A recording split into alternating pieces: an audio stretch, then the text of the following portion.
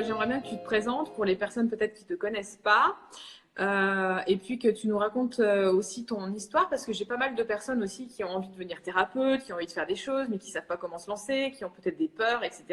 En gros, comment ça t'est venu? Comment t'es venu dans cette voie? Comment t'as fait? Comment t'es sorti du système? Est-ce que tu peux nous raconter un petit peu tout ça? Ok. Bon, mais déjà, je m'appelle Dylan de Chauny.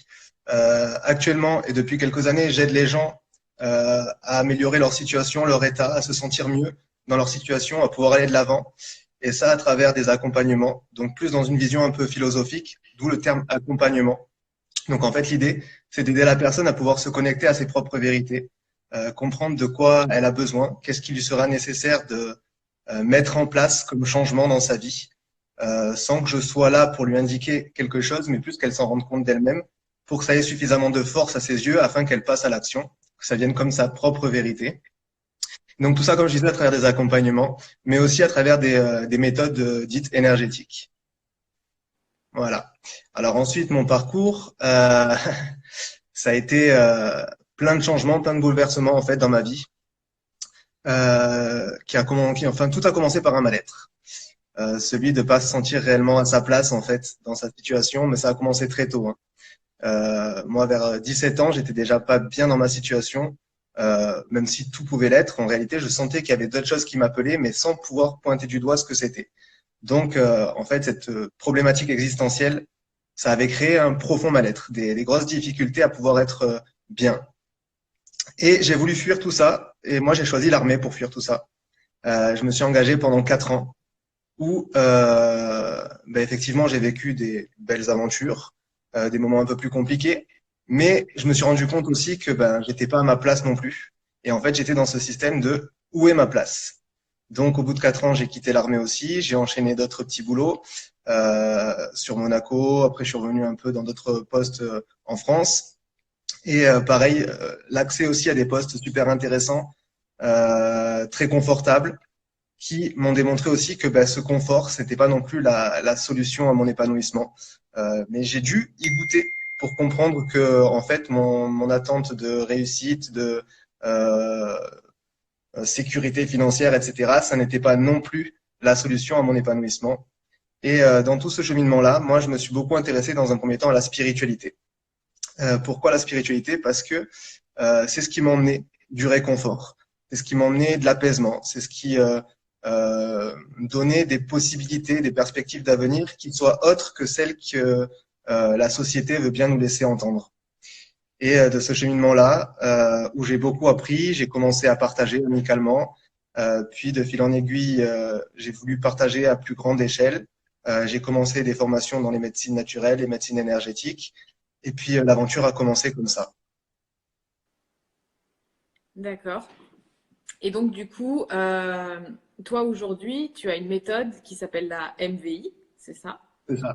C'est quelque chose que tu as créé toute pièce. Comment ça t'est venu en fait par quel tu t'es dit tiens j'ai envie de créer une méthode ou alors est-ce qu'elle est venue à toi ou comment ça s'est passé? Non, en fait, c'est pareil, ça a toujours été des inconforts qui m'ont poussé à être dans le développement et la création.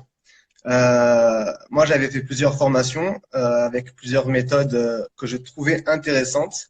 Dans la foulée, j'ai eu la chance d'avoir des belles collaborations. J'avais ouvert un gros cabinet, j'étais associé avec un ostéopathe, on avait une grosse clientèle, tout travaillait à plein pot. Et de toutes ces connaissances que j'avais acquis, il y avait pas mal de points qui m'intéressaient et d'autres qui me convenaient plus, que ce soit tant dans le discours que dans la pratique, etc. J'arrivais pas à me retrouver là-dedans et j'arrivais pas à être en accord avec le discours que je pouvais tenir aux gens. Tout comme je n'arrivais pas non plus à déceler quelle méthode serait le plus appropriée pour les personnes, parce que je trouvais des trucs intéressants dans plusieurs visions, plusieurs méthodes. Et jusqu'à ce que je sois vraiment dans cet inconfort de me dire, ben là, j'arrive plus à travailler, ça me convient plus comme méthodologie de travail. Qu'est-ce que je fais? Soit j'arrête, parce que là, ça devient insupportable personnellement d'être dans ce questionnement quotidien. Soit j'arrête, soit je bouge et je fais autre chose. Et là, en fait, ben, arrêter, c'était tout simplement pas possible pour moi. Je savais que mon cheminement était lancé et qu'il fallait que je persiste là-dessus, malgré les difficultés. Et du coup, il fallait que je puisse transcender tout ça. Alors, eh bien, j'ai analysé ce qui m'intéressait dans les différentes méthodes, les différentes visions, les différents discours. ce que moi, je trouvais utile pour les gens. Et j'ai pioché à droite à gauche ce qui m'intéressait. J'ai synthétisé le tout en une seule et même méthode que j'ai après développée dans ma propre vision, donc qui est la MVI, que je partage maintenant depuis pas mal d'années, pour lequel je suis aussi formateur. Donc voilà, comment s'est passée en fait la création de cette vision-là pour moi. D'accord. Donc, est-ce que tu peux nous expliquer en fait quel est le principe de la MVI et comment ça se passe une séance de MVI? Alors le principe, c'est de restaurer une bonne circulation au niveau énergétique chez les personnes, tout en installant un état d'apaisement, de calme, de relaxation. En réalité, il faut savoir que il y a des personnes qui vont arriver avec des problématiques diverses, que ce soit en termes de somatisation, donc des manifestations, qu'elles soient cutanées, qu'elles soient hormonales, qu'elles soient en douleur, peu importe les manifestations que ça peut, qui ont pu arriver chez la personne, ou alors que ce soit des problématiques à titre aussi existentiel ou émotionnel.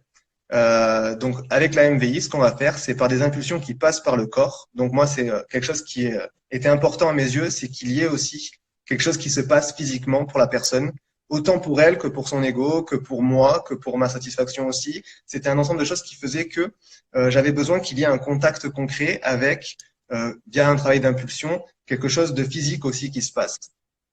Pour que déjà la personne, elle se dise, OK, il y a eu quelque chose, et qu'elle soit pas dans le questionnement de se dire, qu'est-ce qui va se passer? Est-ce que peut-être que non, là directement dans la séance avec la MVI, il se passe quelque chose instantanément parce qu'on va passer par des impulsions sur le corps. Et de ces impulsions va être au ressenti générer un flash énergétique, mais en réalité, c'est dans cette impulsion-là, ça va propulser un phénomène ondulatoire dont les vibrations vont pouvoir créer des brèches au niveau des nœuds, des tensions qui se sont accumulées pour instantanément améliorer la circulation. Lorsque la circulation est améliorée, ça vient du coup aussi faire circuler tout ce qui était émotionnel, qui était pesant, qui était stagnant, qui était présent, qui était là en mémoire, qui venait se réveiller aussi. Et donc la personne là va pouvoir instantanément, tout simplement, se libérer de ces émotions-là. Et en parallèle, donc une majorité des impulsions sont aussi effectuées sur des axes spécifiques et euh, des points qui vont pouvoir installer un état d'apaisement et de relaxation, notamment au niveau de la tête où on va travailler sur des neurotransmetteurs pour pouvoir installer un état de relâchement instantané. Donc en réalité, voilà, l'objectif, c'est que la personne elle puisse se sentir bien dès la première séance, tout en ayant libéré un maximum de choses. Pour avoir testé ta méthode plusieurs fois, pour avoir testé justement sur moi et plein de personnes en fait qui sont venues à la maison aussi et d'avoir vu en fait de mes propres yeux, de l'avoir vécu dans mon propre corps, c'est une méthode qui est juste incroyable et qui vient en plus de toutes les choses qu'on peut faire. C'est vrai qu'on peut faire un travail sur nous aussi, au niveau psychologique, de lâcher peut-être des mémoires, de lâcher des choses, etc. Mais il y a quand même malgré tout des choses qui sont ancrées dans le corps parce que moi, pour avoir fait beaucoup de travail sur moi au niveau émotionnel, etc., d'avoir compris aussi tous mes schémas, mes croyances, etc., j'avais quand même pas mal de choses qui s'étaient cristallisées dans mon corps. Et malgré tout, le fait de passer par ta technique a fait que bah, pu encore libérer des choses que j'avais pas pu libérer en fait par d'autres méthodes qui étaient un petit peu plus bah, au niveau cérébral, on va dire. Voilà, j'ai libéré des choses, des croyances, etc. Mais en même temps, au niveau de mon corps, je sentais bien qu'il y avait encore des nœuds, qu'il y avait encore des résistances, qu'il se passait des choses. Et quand on a fait la séance ensemble, bah ouais, là, moi, j'ai vu des flashs qui me sont arrivés, c'était énorme, j'ai senti vraiment des trucs qui lâchaient en fait, et c'était même limite très douloureux parce que je sentais que c'était là depuis très longtemps. J'avais des blocages dans les bras, dans les choses comme ça. C'est surtout les bras, hein, surtout moi, qui m'ont fait vraiment hein, des gros flashs comme ça, la tête, etc. Et après la séance, bah, on pleure. Moi, j'ai beaucoup, beaucoup pleuré. J'ai beaucoup lâché, j'ai beaucoup évacué d'émotions. C'est vrai que c'est énorme. Et après, on se sent complètement. Il y a enfin, il y a un peu une dualité. Je me sentais hyper fatiguée, mais en même temps super bien et légère d'avoir libéré des choses. Donc franchement, moi j'ai adoré hein, faire ça avec toi, la méthode et tout. Après, c'est des choses que moi personnellement, après on est appelé à le faire ou pas. Hein. C'est pour ça que toi tu formes aussi des personnes. C'est vrai que moi je me suis posé cette question. Je me suis dit tiens, est-ce que je pourrais apporter ça à mon arc, en plus des choses que j'apporte aux gens. C'est vrai que moi, je pratique déjà le Reiki, donc bon, c'est un rééquilibrage des énergies, ça va être différent, ça va être par la position des mains, etc. Mais moi, c'est pas quelque chose qui m'appelle en fait, tu vois. Si tu veux, quand tu m'as présenté ta méthode, c'est vrai que sur moi-même, j'étais super contente de l'avoir fait, mais je me suis posé la question, je me suis dit, tiens, est-ce que je le ferai ou pas? Non, j'ai pas été appelée plus que ça pour moi-même en fait donner ça aux personnes. Bon, après, je pense qu'il y a des gens qui aiment le contact physique, qui aiment faire ce genre de technique. Donc en gros, peut-être là, s'il y a des personnes qui nous écoutent, etc., qui se demandent aussi, bah tiens, qu'est-ce que je pourrais faire pour aider? Je sais que j'ai un truc avec, j'ai envie d'être thérapeute, mais je ne sais pas comment faire, etc. Est-ce que ton approche peut être adaptée à tout le monde? Est-ce qu'il faut nécessairement qu'on ait des dons ou des choses? Ou est-ce que ça vient naturellement? Est-ce que tu prends tout type de personnes ou est-ce que tu sélectionnes? Comment ça se passe en fait quand tu fais tes formations? Combien de temps ça dure et où est-ce que tu le fais par exemple? Alors, les formations, c'est un sujet que j'ai gardé encore assez discret. J'en parle très peu, même sur les sites web, etc. J'invite plus les personnes à me contacter parce que le fait en est que, effectivement, j'appelle ça une formation parce que les gens, à la fin, partent avec un outil dans les mains qu'ils peuvent proposer aux autres. Ils peuvent en faire, tout comme moi, leur métier, tout comme certains praticiens que j'ai formés l'ont fait. Il y en a qui exercent maintenant un peu dans différents endroits en France. Il y en a une que j'ai formée qui exerce en Israël, qui réussit super bien là-bas. Il y aura Elodie justement qui retourne en Belgique. Il commence à y avoir pas mal de praticiens à droite à gauche. Mais à mes yeux, moi, je le vis pas réellement comme une formation à proprement dit. Euh, pour moi, c'est plus une aventure humaine. C'est un laps de temps que je passe avec des personnes où on fait un gros travail euh, personnellement avec chaque participant. C'est pour ça que je fais des petits groupes dans les formations de 5 à 6 personnes grand maximum. Je veux pouvoir travailler avec chacun d'entre eux. Donc, moi, à mes yeux, j'invite plus à me contacter plutôt que donner des informations et des inscriptions à la volée. Je suis assez sélectif au niveau des formations, non pas vis-à-vis d'un potentiel que la personne pourrait avoir, mais plutôt de son humilité, de sa capacité à pouvoir aller au-delà de sa situation, à accepter de travailler encore sur elle-même, qu'on collabore dans ce cheminement-là. Là, à mes yeux, c'est pour moi le secret de la réussite dans ces domaines dits thérapeutiques, énergétiques et autres. C'est la capacité à conserver une forme d'humilité et à ne jamais instaurer une forme de supériorité. Voilà, moi, à travers cette méthode que j'ai décidé de partager, c'est installer une forme d'éthique que je souhaite faire perdurer. D'où la raison pour laquelle je reste quand même assez sélectif. Mais c'est, comme je disais, non pas en termes de qualité de la personne. Je peux pas juger si telle personne sera bien bonne ou quoi que ce soit, mais plus en termes de ressenti, en fonction de sa capacité à pouvoir s'engager, à aller toujours de l'avant et à toujours garder, on va dire, euh, une posture humble face aux gens qu'elle recevra. Sur cette base-là, tout le monde peut être praticien MVI. Aucun problème là-dessus. Et donc, moi, les formations, elles durent 2 semaines. Là, pour l'instant, elles sont uniquement sur Menton. Donc, les gens se déplacent, viennent d'un peu partout. C'est vrai que je prévois d'ici peut-être l'année prochaine ou les années d'après de pouvoir aussi faire d'autres sessions dans d'autres endroits. Mais après, ben, voilà, pour l'instant, je n'ai pas encore réussi à m'y atteler. Je n'ai pas encore pris le temps pour ça à cause bien du travail quotidien, les différentes consultations qui sont sur plusieurs jours, plusieurs semaines, des fois plusieurs mois sur mes plannings, etc. Donc, ça demande une grosse organisation. Mais c'est quelque chose que je prévois aussi. D'accord. Est-ce que tu pourrais peut-être nous... Dites-moi hein, si vous avez des questions à poser à Dylan. Surtout, n'hésitez pas à poser vos questions dans les commentaires. Comme ça, ben, il y répondra aussi. Euh, qu'est-ce que, qu'est-ce que tu ressors des séances de manière générale? Comment les gens se sentent? Comment ça se passe? Qu'est-ce que tu arrives à débloquer? Est-ce que tu pourrais nous raconter peut-être un ou deux cas ou des choses qui reviennent assez fréquemment ou qu'est-ce que les gens viennent chercher aussi dans ta pratique? Alors, la demande, elle est, comme je disais tout à l'heure, elle est vraiment multiples. C'est-à-dire que j'ai des personnes qui vont m'appeler en me disant, ben voilà, moi j'ai vu que vous aviez un travail qui agit sur l'émotionnel. J'ai des douleurs, j'ai ci, j'ai ça, et puis ça fait des années que j'ai ça, ou alors c'est récent, mais on me dit que c'est le stress, je n'arrive pas à m'en sortir par rapport à ça. Eh bien là, on arriverait à se positionner. J'ai des personnes qui vont arriver plus dans une démarche de mal-être, dans une démarche où elles n'arrivent pas à aller de l'avant dans leur situation, dans leur vie. Il y a des problématiques qui sont là. J'ai d'autres personnes qui vont m'appeler parce que elles ont eu un passé difficile et qu'elles n'arrivent pas à s'en libérer. Ça a toujours un impact au niveau émotionnel parce que l'objectif, c'est que effectivement, nous avons tous un passé avec des choses plus ou moins compliquées que nous pouvons avoir vécues. Et le souvenir sera toujours là. Mais voilà, l'intérêt, ce serait que le souvenir soit présent sans la manifestation émotionnelle qu'il y était attitré, en fait. Donc, sans revivre émotionnellement tout ça. Et donc, voilà, je vais avoir des demandes vraiment multiples à ce niveau-là. Et moi, par rapport à ça, je tiens toujours le même discours. Dans le sens où, effectivement, on peut avoir des résultats. Il y en a très fréquemment. La preuve en est que la notoriété de la discipline a pris telle proportion grâce aux résultats et à l'efficacité. Mais moi, je me positionne pas en disant, il va se passer ci, il va se passer ça.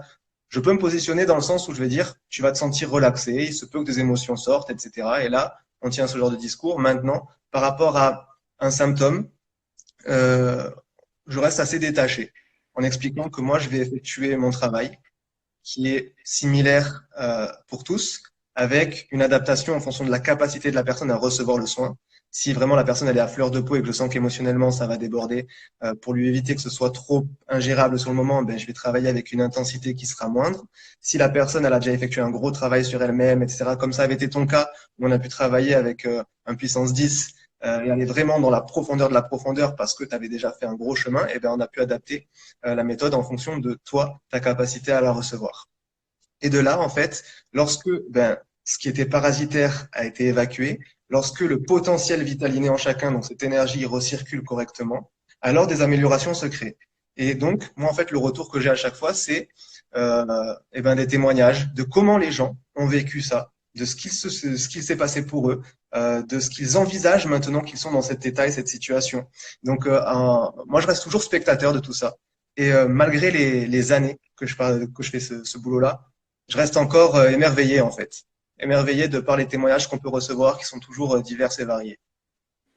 Ouais, alors j'ai pas mal de questions. C'est vrai quand tu disais aussi que tu adaptais la séance. Moi j'ai vu quand tu étais à la maison et qu'il y avait que j'avais fait un stage et qu'il y avait plusieurs personnes du coup qui passaient, tes séances n'étaient pas les mêmes d'une personne à l'autre et tu voyais très vite qu'il y en avait une où tu pouvais pas aller très fort parce qu'il y avait tellement d'émotionnel que bon bah on y allait tout doucement pour le libérer petit à petit.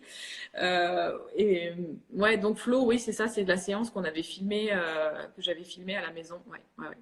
Alors j'ai une question de Julie qui demande est-ce qu'on peut comparer le métier de thérapeute à celui d'un psy? Je pense que chacun doit garder son costume. Un psy est une personne qui a fait des études pour accompagner d'une manière très ciblée. Un thérapeute, lui, n'est pas là pour réellement apporter ses connaissances. Un thérapeute, dans son sens réel, est là pour accompagner une personne à trouver ses vérités. Et je pense qu'il y a une distinction à faire entre les différents métiers et qu'il ne faut pas tout mélanger, il ne faut pas se prendre pour ce qu'on n'est pas. Parce que de toute façon, on sera mauvais. Si on arrive à comprendre ce que l'on doit représenter, alors on pourra devenir plus efficace pour les autres. Non, un psy, ça reste un psy avec des gens qui auront besoin de la psychologie. Et en parallèle, un thérapeute va avoir des gens qui potentiellement vont avoir besoin de son approche, de son énergie, de sa manière de travailler, qui sera différente et non basée sur un protocole spécifique. Mm. C'est des métiers qui sont différents. C'est vrai. Souvent, le thérapeute, il t'aide à trouver toi-même tes propres réponses. Pour moi, c'est ça, un bon thérapeute. C'est quelqu'un qui va t'aider à te questionner pour trouver toi-même la solution, en fait. Ouais, je te rejoins. Alors après, est-ce qu'il y a des risques que toi, tu prennes les énergies des autres? Ça, c'est super intéressant. Effectivement, au niveau énergétique, il y a toujours des échanges qui se passent, notamment avec la MVI où c'est quand même direct et puis il y a beaucoup de choses qui sortent. Et le thérapeute, le praticien, peu importe comment on l'appelle, va automatiquement être impacté si son taux vibratoire à lui est très faible. Toute personne qui travaille dans l'énergétique se doit d'avoir une hygiène de vie rigoureuse, se doit de faire un travail personnel quotidien pour être au top de ses capacités, déjà dans ce qu'il va partager pour les autres, mais aussi pour lui-même et être protégé de ce qu'il peut éventuellement recevoir et qui pourra potentiellement le plomber. Donc évidemment, moi je mets réellement un gros point de vigilance là-dessus. Et c'est là où c'est qu'on voit la problématique, c'est que Et comme je vous dis, ça fait des années que je fais ce boulot-là maintenant. J'ai collaboré avec beaucoup de personnes. J'ai été dans le partage, les échanges. J'ai rencontré pas mal de profils. Et ce sont des métiers qui sont quand même assez ouverts. Certains se forment, certains se proclament être, et c'est OK. Il n'y a pas de souci là-dessus. Chacun fait sa vie, chacun fait ses expériences. Le problème étant que, moi, ce que j'ai pu voir, il y a des personnes qui se proclament être, qui se sont formées par je ne sais quel biais, mais qui derrière tout ça ne font pas le travail personnel nécessaire. Elles ne sont pas en état concrètement. Autant de partager quelque chose de profitable pour les autres que aussi de se protéger. Donc c'est là où c'est que ça vient galvauder totalement l'image de notre domaine par rapport à ce que moi j'estime être des incompétents et des usurpateurs. Après, je suis peut-être un peu cru, mais il a fallu à un moment donné mettre carte sur table avec ces profils-là pour ne pas se mettre en danger lorsqu'on est pleinement investi dans notre domaine et que eh bien, on a réellement construit une activité dans ce sens-là. Ouais, c'est vrai qu'il y a beaucoup de certaines personnes qui veulent soigner les autres parce qu'avant tout, ils veulent se soigner eux-mêmes. Mais je pense que le travail, il est avant toute chose de le faire sur soi-même pour qu'après on puisse accompagner aussi les autres.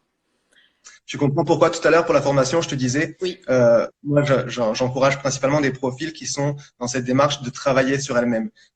Moi pendant la formation, tous les jours, chaque participant reçoit entre 15-20 soins minimum dans la tronche, avec un travail spécifique sur sa situation, ses propres améliorations pour que dès lors ou à la fin cette aventure humaine, de cette formation, il va se dire praticien, il va commencer à partager la méthode. Je veux absolument que ce participant-là soit dans un état optimal, tant énergétiquement que psychiquement que physiquement, pour pouvoir être au mieux déjà de sa forme, de son état, qu'il ait réellement expérimenté tout un dépouillement émotionnel, qu'il ait réellement expérimenté un état d'amélioration pour pouvoir déjà avoir envie de le conserver, mais aussi être dans un état bénéfique pour les autres.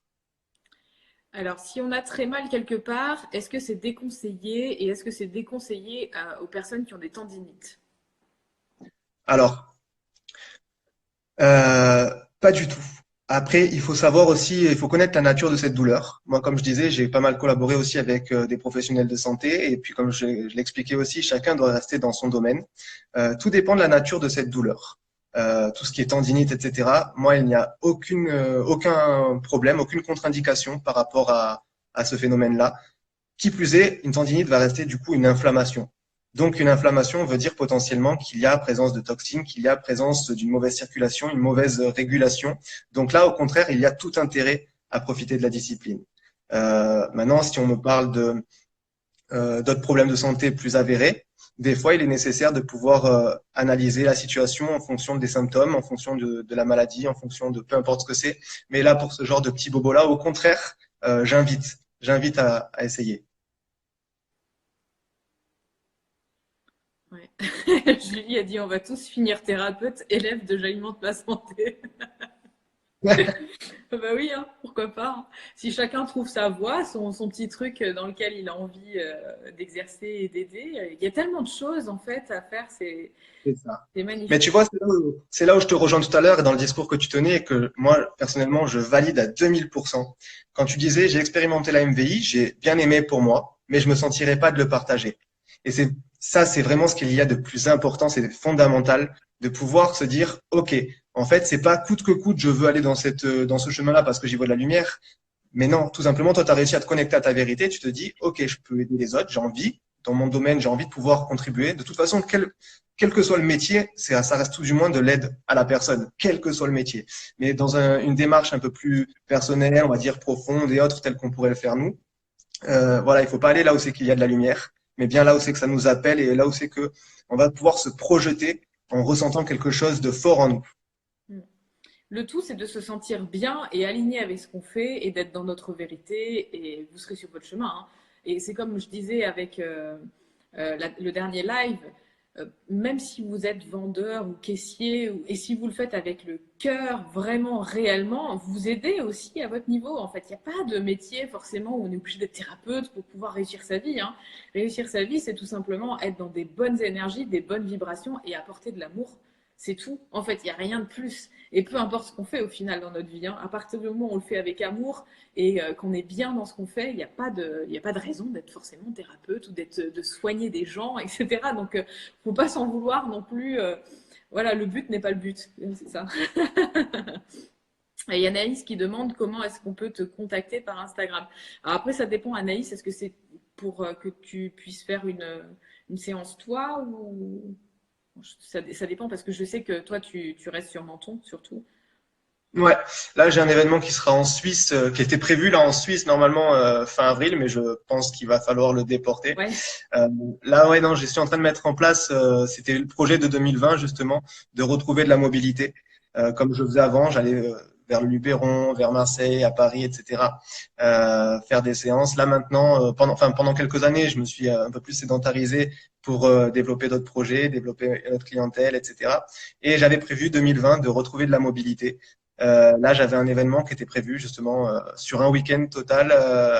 Je devais recevoir 20 personnes sur le week-end, mais là, ça risque d'être déplacé. Donc, ouais. sinon, ouais, les consultations principalement, ça reste sur Menton, sauf les accompagnements qui peuvent être en ligne. Enfin, tout est à calculer selon le besoin. D'accord. Au-delà du fait de faire des choses sur le corps physique, qu'est-ce que je sais que tu as écrit des bouquins aussi.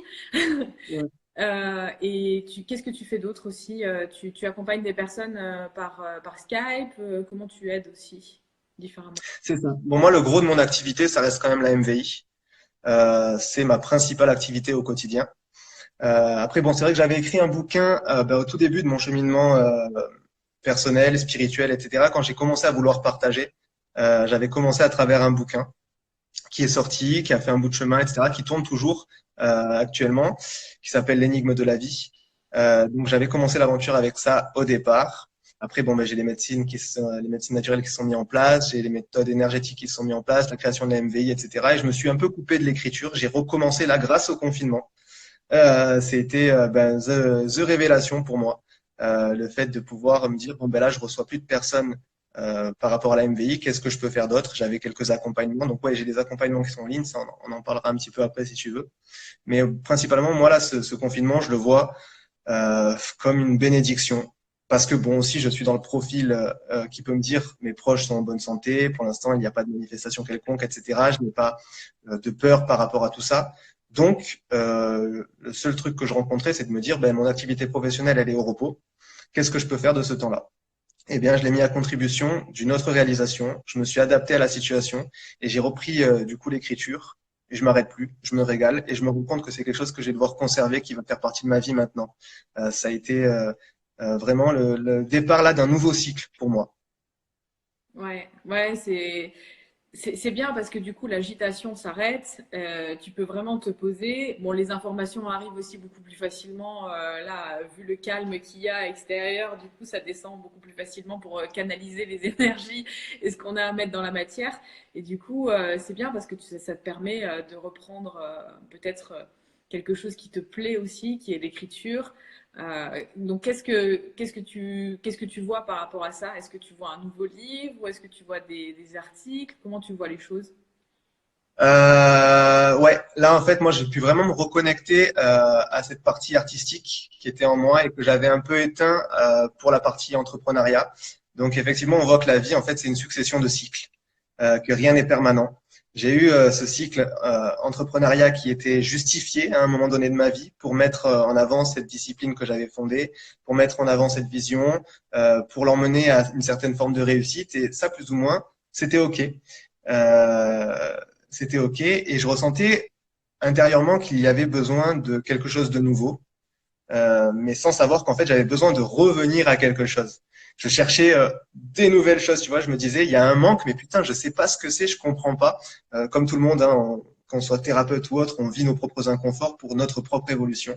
Et donc moi là, mon inconfort était ciblé sur le sens où je comprenais pas. Il y avait un manque, mais pas moyen de pointer du doigt lequel c'était. Et je commençais à super mal le vivre. J'ai appelé divers collègues pour essayer de me faire aider. Et puis bon, ben là, on n'arrivait pas à pointer du doigt. On se disait, ben, il faut juste patienter. Et puis ce confinement est arrivé et a emmené toutes les bonnes réponses dont j'avais besoin. Et effectivement, cette reconnexion à cette partie artistique a fait que ben, je pars sur l'écriture d'un nouveau roman. Super. Ouais, ça va être sympa alors, dis donc. C'est ça. Je vous montre un petit peu. Ça, c'était le premier. Ouais. Donc ça s'appelle l'énigme de la vie. Ça a été le début de mon aventure dans tout ce domaine-là, dans le partage. Tu l'as écrit il y a combien de temps? il y a 8 ans, celui-ci. Il y a 8 ans. Et j'avais d'autres bouquins qui étaient prévus, que j'avais fini d'écrire. À l'époque, je sauvegardais pas sur des clouds, je sauvegardais sur des disques durs et des clés USB. Et en fait, je me suis fait cambrioler et on m'a tout volé. Merde. On m'a tout volé. Et là, je me suis dit, je baisse les bras. Sauf que, étant affiché sur des sites internet comme quoi j'avais fait une formation par-ci, une formation par-là, indirectement sur les sites des autres, des gens m'ont contacté en me disant, mais vous êtes dans la région, je suis dans la même région que vous, j'aimerais une séance. Et en fait, l'aventure des soins s'est lancée, elle, comme ça, par rapport à des coups de fil qui ont commencé à devenir de plus en plus importants, jusqu'à ce que je me dise, bon, ok, j'accepte le truc et je passe dans ce nouveau cycle-là de ma vie. D'accord. Par rapport au cycle, comment tu vis les choses actuellement et comment tu vois l'évolution en fait de ce qui va se passer? Au niveau, tu parles de quoi, mondial? Ouais, le confinement, etc. Comment tu vis les choses? Comment comment tu interprètes tout ça en fait? Alors en fait, moi, je porte pas réellement d'interprétation parce que en réalité, elles ne sont basées que sur des hypothèses. J'ai un peu du mal avec les hypothèses parce que sans m'apporter de réponse, elles viennent me parasiter l'esprit. Donc, ne pouvant avoir de réponse concrète, d'affirmation, je me concentre ce sur quoi je peux agir. Et en l'occurrence, là, ben, c'est mon propre développement, mes propres activités, les gens avec qui je travaille. Là, je peux avoir une action directe, non basée sur des hypothèses. Parce que des hypothèses, on peut en avoir 10 000 et tout le monde en a des différentes chaque jour. Et ça ne fera rien avancer. De nous dire que c'est une théorie du complot, de nous dire que le monde, il va changer pour ci, de nous dire que c'est, on rappelle avec tel événement. Ce sont des hypothèses et je pense que j'ai pas l'envie ni le besoin d'attribuer mon énergie à ça. Super. Qu'est-ce que tu pourrais donner peut-être comme indication ou conseil aux personnes qui sont actuellement en confinement et peut-être qui savent pas trop comment utiliser leur temps. Tu vois, parce que j'ai pas mal de personnes qui remettent beaucoup en question leur vie, leur travail, leur métier et qui aujourd'hui sont un peu perdus et ont envie de faire plein de choses, mais en même temps, ils ne savent pas par quoi commencer. Qu'est-ce que tu pourrais, toi, donner comme peut-être indication? Qu'est-ce que ces personnes pourraient mettre en place là, à ce moment, qui se posent des questions, quoi? Alors là, ce que je vais partager, c'est plus du retour d'expérience. Et principalement, c'est toujours ce sur quoi je me base, c'est mon retour d'expérience. Où, comme je l'ai expliqué, j'ai vécu ces moments d'inconfort à vouloir du changement sans trop savoir ce que c'était, ce qu'il fallait. Je pense que là, il faut pas se lancer dans des transformations sans réellement valider le fait qu'elles soient justifiées pour nous. C'est-à-dire qu'on a tendance à s'inspirer aussi des autres en y voyant des choses que l'on aimerait, sans comprendre que c'est bien chez les autres et pas chez nous. Je pense que le mieux, c'est réellement d'apprendre déjà à calmer son esprit, parce que beaucoup de nos inconforts aussi donnent lieu à de l'agitation mentale. On va donner trop de valeur à nos difficultés, au fait qu'on se sente mal dans notre situation, dans notre profession, dans notre relation, etc. Et le fait de donner de la valeur là-dessus va nous faire, ça va créer chez nous une quête de je veux me sortir de ça, et non pas je veux aller vers ce dont j'ai besoin. Donc, en fait, c'est souvent inconscient, ce sont des mécanismes qui s'enclenchent et du coup, lorsqu'on nous met en face une potentielle situation qui nous sortirait de notre inconfort, on y court, sans réellement se dire, finalement, c'est de cela dont j'ai besoin, c'est ce qu'il me faut. Donc moi, ce que j'invite à faire, c'est de faire tout un travail au niveau de l'esprit dans un premier temps, apprendre à se calmer, apprendre à se couper du bruit extérieur et de l'analyse des inconforts pour plutôt arriver à se connecter à nos véritables envies, nos véritables besoins. Donc le travail, il est plutôt là, il va être segmenté et de manière chronologique de cette manière-là. À savoir, comme je disais, donc se couper, se détacher du bruit extérieur, de l'analyse de notre mental, pour plus se reconnecter à notre intuition, pour plus se reconnecter à nos véritables besoins, à notre être, à nos aspirations profondes et non pas nos aspirations de croyance, pour après prendre les bonnes décisions et se diriger potentiellement vers ce qui nous sera le plus profitable dans un premier temps. Sachant, comme je disais tout à l'heure, rien n'est permanent.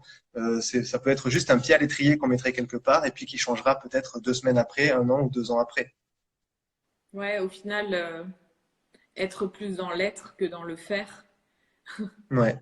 Parce que même si là, on est dans une période de confinement, c'est vrai que j'ai pas mal de personnes que j'ai aussi en ligne Et même si aujourd'hui elles font plus ce qu'elles font d'habitude, ben il y a toujours ce côté de dire mais attends, il faut que je m'occupe en fait.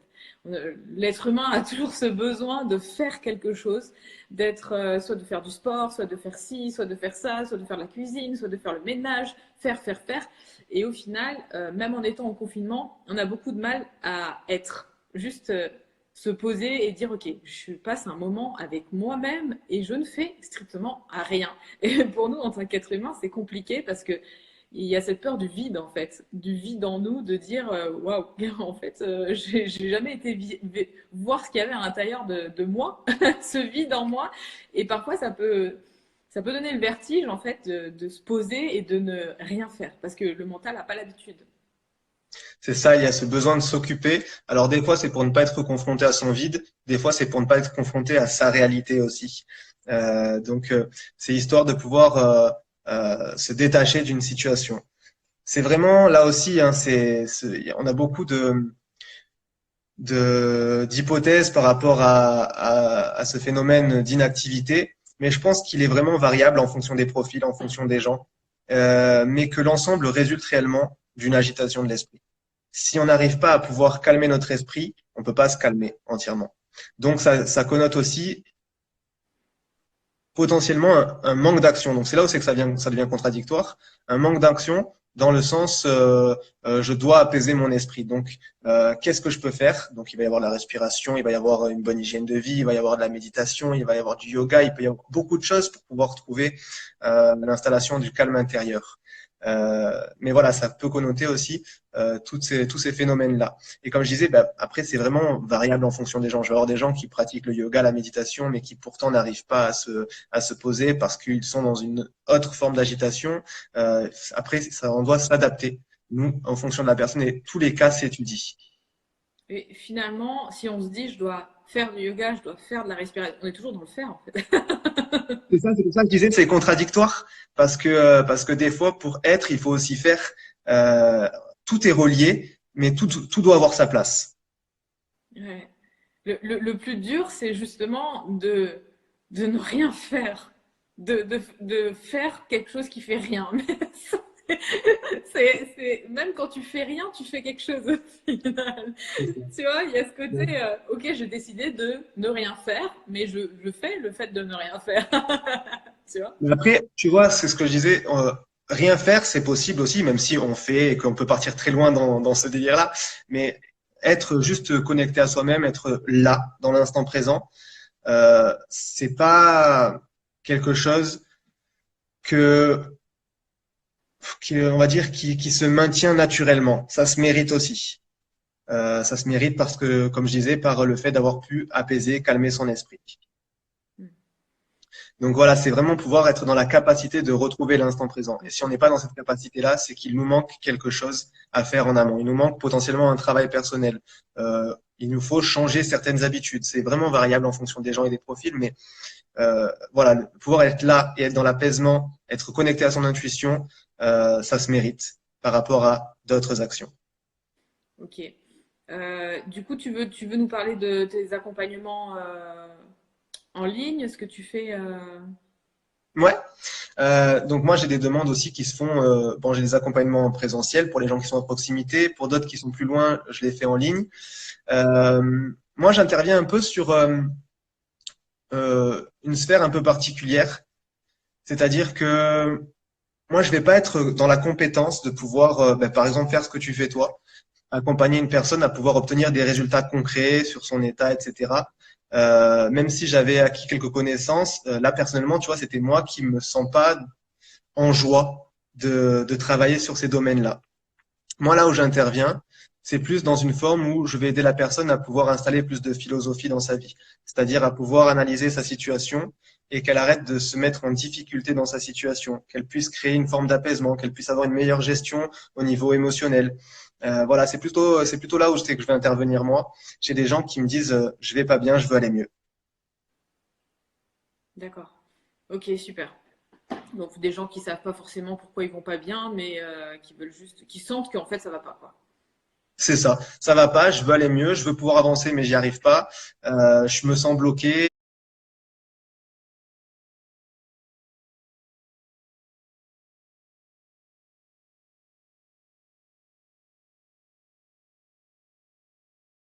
c'est difficile, j'arrive pas à faire le deuil de telle histoire, j'arrive pas. Donc voilà, moi mon travail à moi, ça va être dans l'échange qu'on va avoir, de pouvoir lui faire comprendre des fois qu'elle a potentiellement de mauvaises habitudes par rapport à sa gestion, de mauvais réflexes, qu'elle ne fait pas forcément le nécessaire et qu'elle puisse par elle-même découvrir comment améliorer cette situation-là. Des fois, j'aide un petit peu, j'évite autant que possible. J'aspire à ce que la personne, elle puisse se dire, mais putain, c'était ça. Je l'avais sous les yeux, le truc, et puis je le voyais pas, et maintenant je comprends, je le vois. Donc ça, c'est dans l'idéal. Des fois, ça nécessite que je donne un petit coup de pouce lorsque la personne, elle reste un peu bornée. Donc là, je mets mes gants de boxe et puis c'est un peu différent. Mais dans la majorité des cas, moi j'ai plus cette D'amener la personne à se poser les questions elle-même. obligation. Ouais, c'est ça, et à être dans cette forme de comment installer plus de philosophie pour prendre du recul, pour se détacher des situations afin de plus cultiver la difficulté, afin de plus conserver la souffrance. Mhm. Ouais, super. Est-ce que vous avez des questions, les amis? Parce qu'il nous reste 10 minutes. Donc, si vous avez des questions, on peut répondre à vos questions pendant une dizaine de minutes. Donc, allez-y. Si vous avez des questions à poser à Dylan par rapport, je sais pas, à la MVI, à sa formation, à ses accompagnements, ou à un petit truc que vous voulez débloquer chez vous, peut-être par exemple, par rapport à la situation actuelle. Donc, allez-y si vous avez des questions.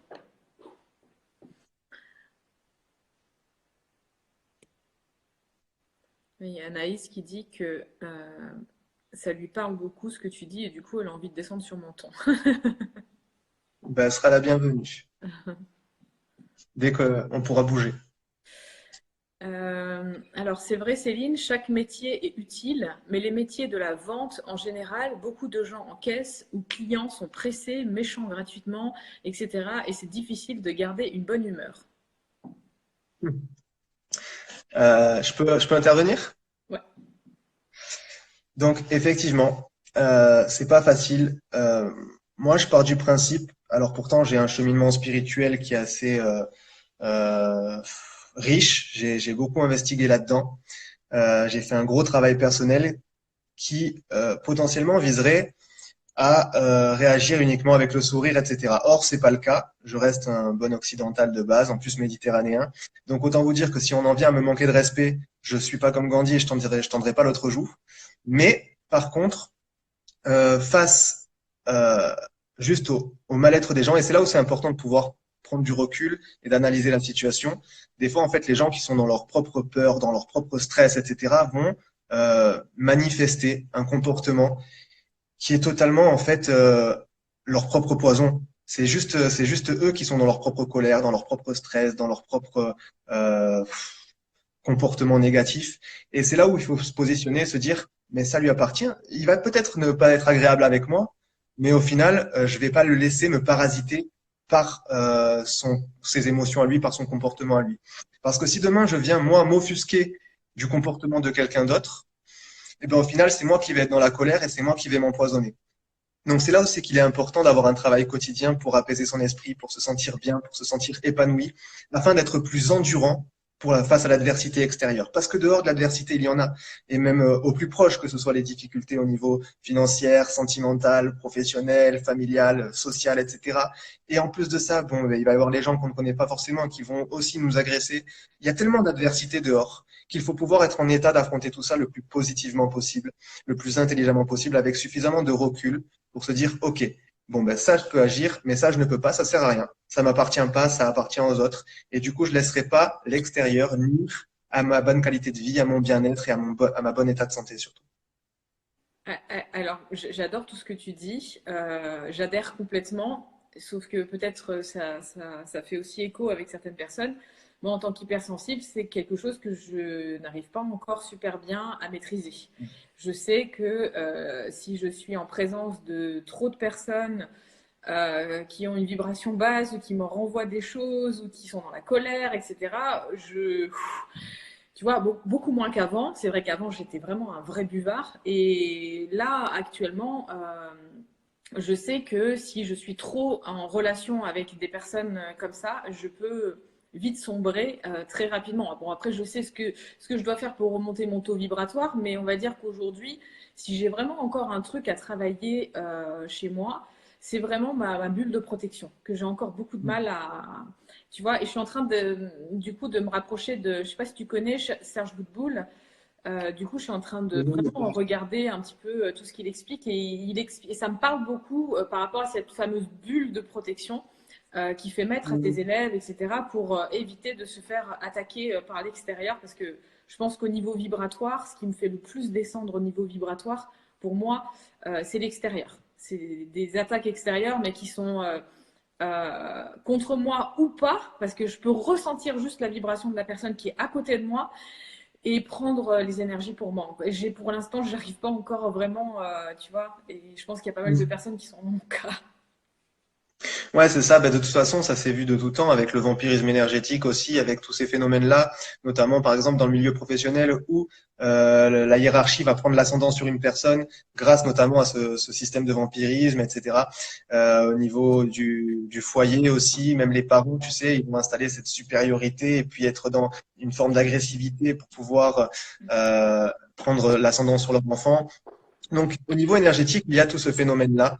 Et lorsqu'on a un terrain aussi comme le tien, avec beaucoup de sensibilité, automatiquement, on est plus impacté. C'est pour ça qu'effectivement, ouais, faire un travail en amont pour se préparer, pour mieux comprendre nos mécanismes, c'est important. Après, des fois, ben, lorsqu'on est face à des gens où vraiment ça devient ingérable, tout simplement, il vaut mieux s'éloigner. On comprend que ça ne nous convient pas, on s'éloigne. Ça arrive aussi. Personnellement, malgré tout le travail que je fais, des fois, ça m'arrive aussi d'être face à des gens où c'est que je sens que c'est lourd et je sens que ça changera pas parce que se complaisent dans leur situation, dans leur état. Et dans ce cas-là, moi, ce que je fais, j'hésite pas, je m'éloigne. Ok. Le nom, c'est Serge Boutboul. Je sais pas si tu le vois. Il y a une personne qui Ouais, me demandait. c'est à l'envers. Hein. Pour nous, c'est à l'envers. Hein. Ah oui, du coup, ça sera à l'envers. Ouais. Oui, parce qu'il y a une personne qui me demande Serge comment? Boule. B-O-U-T, B-O-U-L. D'ailleurs, il y a pas mal d'interviews de lui sur. Il a une chaîne je crois qu'il a une chaîne YouTube. Ensuite, Lilou Massé l'a interviewé. Elle est magnifique son interview et en plus c'est une interview qui est d'actualité parce que c'est avec le confinement. Et ensuite, tu vas voir, je crois qu'il est sur Tistria aussi. Il a fait aussi une interview sur Tistria. Voilà. Et Flo qui dit quand on n'arrive pas à avancer. Sur quel plan? Quand on n'arrive pas à avancer, sur quel plan? Parce qu'on peut avancer sur beaucoup de points, hein, au niveau professionnel, au niveau sentimental, au niveau. Ça dépend.